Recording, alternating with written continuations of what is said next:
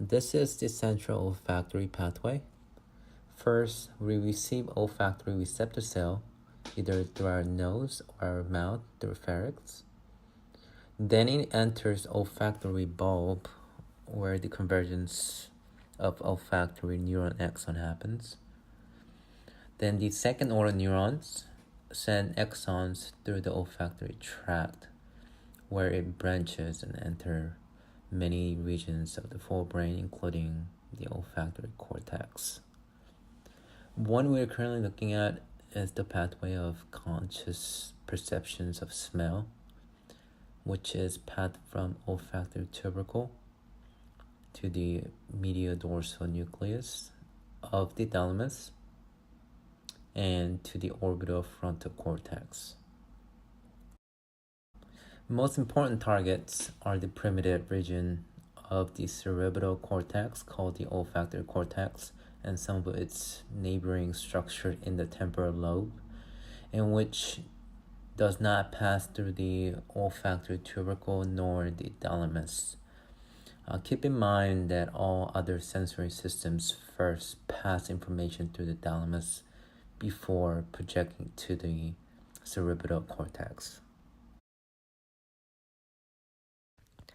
So some of the supporting structures lay within the olfactory bulb. There's a cavity that is called the olfactory epithelium. And within there are three main types of cells. There's a olfactory receptor cell, and that is the site of transduction. So it's what we usually associate with the different types of action potential. And then there is a basal cell within there that's usually right next to it. Those basal cells are the source of new receptor cells. And then there are supporting cells which function similar to glia cells, so they can insulate or just support structure.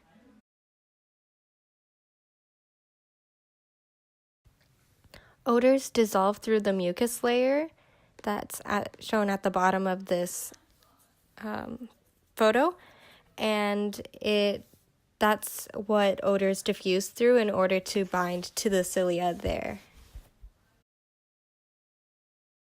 First, chemical stimuli in the air called odorants bind to the membrane odorant receptor protein ions on the external surface of the cilia, which then stimulates an olfactory specific G protein, GOLF, which activates an olfactory specific andalol cyclase.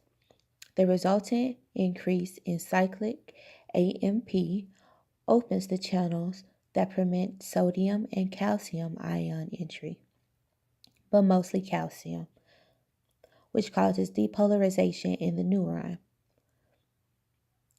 Also, the increase in extracellular calcium ion opens calcium ion gated and chlorine channels that provide most of the depolarization of the olfactory receptor potential.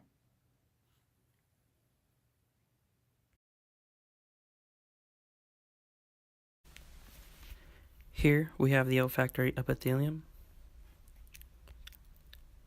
These two green structures are olfactory receptor cells that express the same olfactory receptor protein. These blue receptor cells express an olfactory receptor protein that is different than the greens. Lastly, we have the red receptor cells that express a third kind of olfactory receptor protein. Here we can see that the odorants citrus, almond, and floral can activate a response in more than one receptor cell type. This is the olfactory bulb.